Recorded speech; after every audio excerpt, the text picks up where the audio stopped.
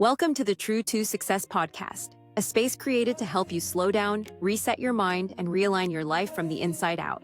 This podcast is about real growth, not pressure, not perfection, but clarity, responsibility, and personal power. Here we talk about identity and purpose, letting go of what you can't control, building emotional awareness, strength through humility, and learning how to move forward without losing yourself. True to Success is coaching, not preaching, conversation, not performance. Each episode is designed to help you breathe, reflect, and take ownership of your next step, one honest moment at a time. This podcast is led by Dave Shelton, motivational speaker, life coach, and founder of True to My Soul Enterprises. Dave's work focuses on emotional regulation, personal responsibility, inner alignment, and helping people build lives that feel grounded, intentional, and true to who they are.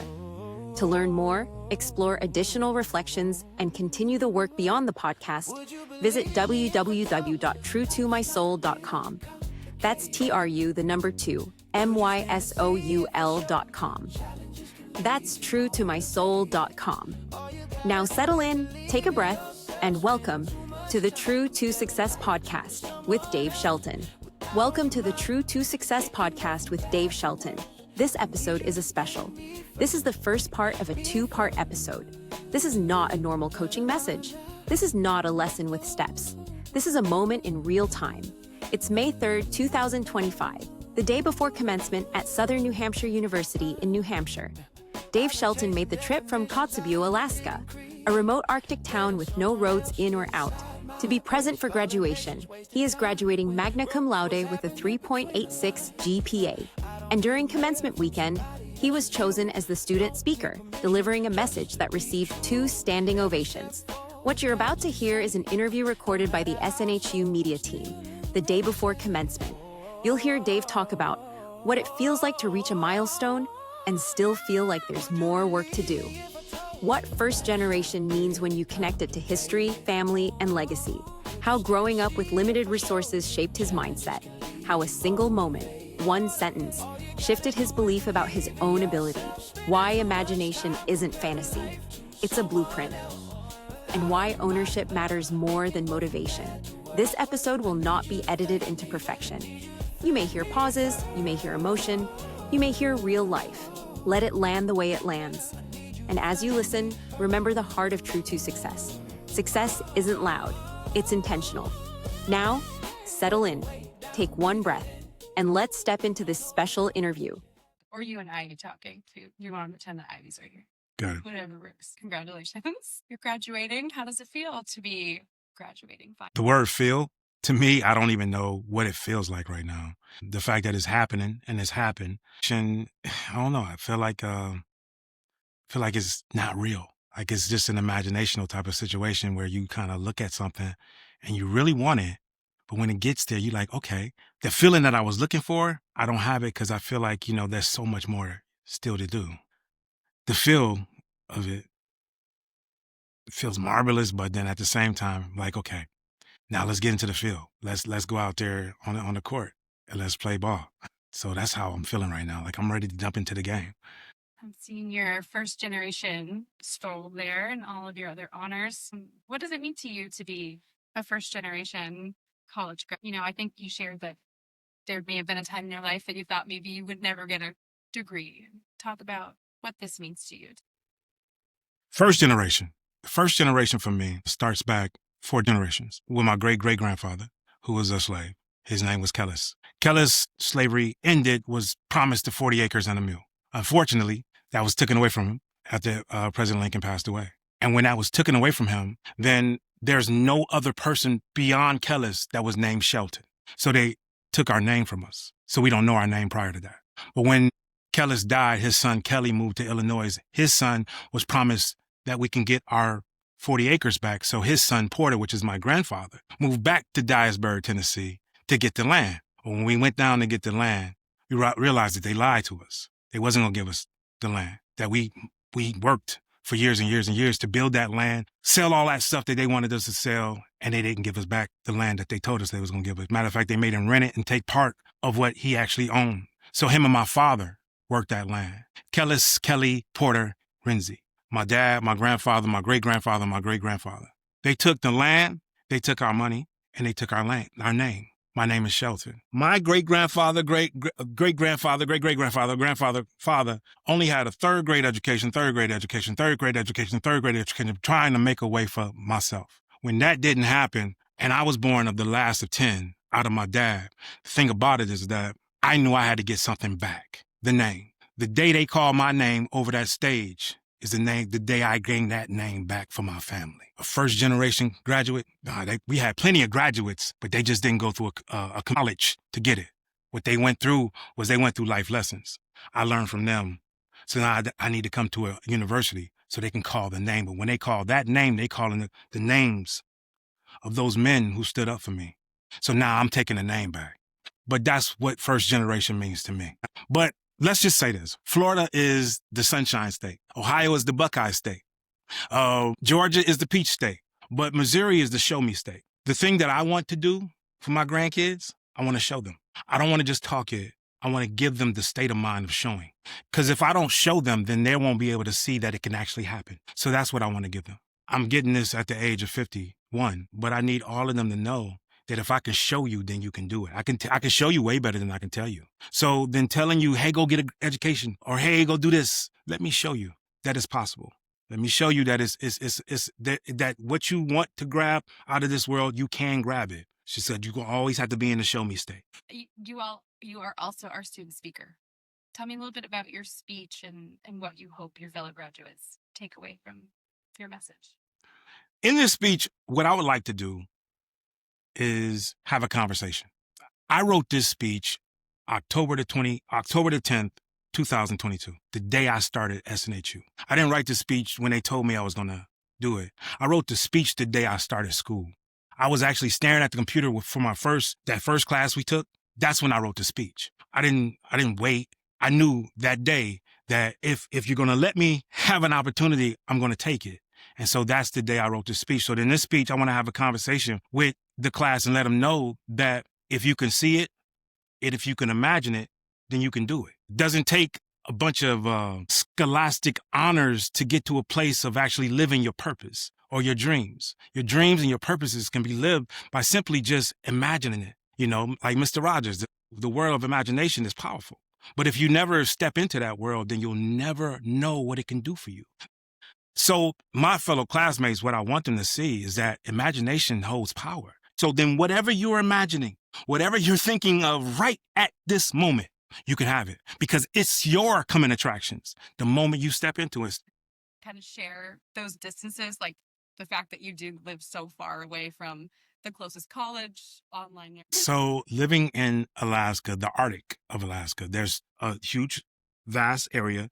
We're 50 miles away from the port of Russia is where I live at. So then life is totally hard. The tundra pretty much in the wintertime is all frozen terrain. Tundra in the summertime is all water. So getting someplace is always going to be shipping out or shipping in. Getting somewhere is always going to be a plane ride somewhere, a plane ride in. There's never going to be a situation like, let's drive down here. Funny story. Yeah. A funny story is that when me and my wife first went to Shungnak, Alaska. Shungnak, Alaska was where we resided in the beginning. And on our way there, we stopped at the place where we live now, Kotzebue. And when we stopped at Kotzebue, the guy was like, hey, you guys might want to go to the grocery store, pick up some things when you go to the village. I said, no, it's okay. We'll just stop at the Walmart. What a joke. It was to me. I realized there's not a lot of resources, period. But I can tell you that area changed my frame of mind. It put me in a frame of mind that I'm in today. Because then when all sources are removed from you, taken away from you, you realize a lot of the resources that we have in a regular city could be somewhat distractions, from the internet to just being able to go to the local McDonald's. These things could be somewhat distractions on what it is that you want in life. And it took me to go there to realize what I truly, really wanted.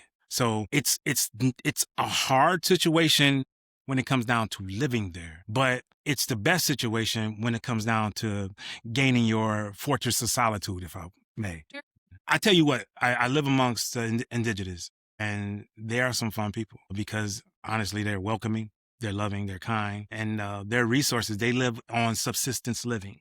And you learn real quick what subsistence living is, because you have moose to be eaten and you have caribou to be eaten, and they eat a lot of chum salmon. So there's a lot of living off the land. It is the last frontier. So I was in a program called OWE and OWA when I was in high school. We had to work. The program was all about working, and you can gain high school credit. Well, the thing about it was that that's all you did. You went to school, you did lunch, you did gym, and then you left and you worked. There was something there for me where I always felt like I wasn't smart enough. And I heard it through an adult who actually was whispering to another adult, he's not smart, And when they did that, I was in 6th grade. And so then everything I went to do, I would hear that voice from 6th, 7th, all the way to the 12th grade, all the way through life. For 30 years, I believed that voice every single day. And you would think that then that should shape who you are. And it somewhat did. It created a mindset that, okay, I'll start college and I'll tell myself I'm going to start college. And then they bring this test to find out exactly where I am in math. And I'll be like, he's not smart. And I did that 3 times. I actually started and stopped 3 times because I continued to hear that. But then I heard it in life. So no, I didn't think I could ever go to college. Could think I could never go to college because college is smart people. College is something that basically only the strong or the mental strong or the people that's just doing so great in their lives. But what I realized was college is the opportunity. It's simply a door that's being open for you to walk through so we can just find out exactly where you can and where you should go. Yeah, I know I've changed my major like 3 times already. And I'm 50. I'm 50. But to change your major at 50, then to realize, oh, well, I can do this. Wait a minute, I can do this. It's like being a kid in Willy Wonka's chocolate factory. And you're seeing all these different things. Like, that's what college did for me. It opened up something to make me know, forget about not being smart. It's not about having an intelligence or not having an intelligence. It's, to me, about basically just realizing what you want to do, and how willing are you to go after what it is that you want. So then, yes, the program was to basically just get you into the workforce. And that's exactly what I did for over 30 some years, work with my hands. You believed that your whole life. What was it that either made you believe that you could do it or that I'm going to at least try? So we went to Shangnak. And my wife was teaching. And when we got there, the principal asked us a question. He said, hey, he was talking to my wife, so I want you to go in the classroom and I want you to do this, I want you to do that. And all I was thinking about was, okay, I'm just going to be a house husband because at this point in time, I really can't do much because I'm not smart enough to do that things. And so the principal then looked at me and said, hey, and I need you to teach science and math. And I said, so I'm not here to teach. I'm just here to be a house husband. I'm not really here. He's like, no, I didn't ask you. I need you to go do this. And I said, well, I don't know how to do that. He said, I didn't ask you if you knew how. I'm asking you if you're available. And what happened was then the moment that he asked me if I was available, I don't know if you've ever been around people that don't speak English thoroughly. They speak another language. And then you're only speaking English, then you walk into their area and they're speaking Spanish or some kind of other language. And you're looking like, I don't know what they're saying. But then someday you figure out that, hola, oh, that means hello. He gave me another language that day. He spoke something to me I've never spoke before. And that was, it's not about your ability. It's about your availability. It's not about what you can do. It's about what you're willing to do. That's what changed my mind about me.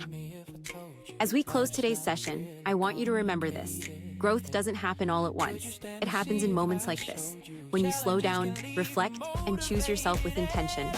If today's episode gave you clarity, perspective, or something to sit with, I invite you to continue to work with us. Visit www.truetomysoul.com. That's truetomysoul.com, where you'll find deeper reflections, tools, and resources designed to support your growth beyond the podcast. If you have questions, thoughts, or want to connect directly, you can email us at info@truetomysoul.com. And if this space has been helpful to you, make sure to subscribe to the True to Success podcast so you don't miss future sessions.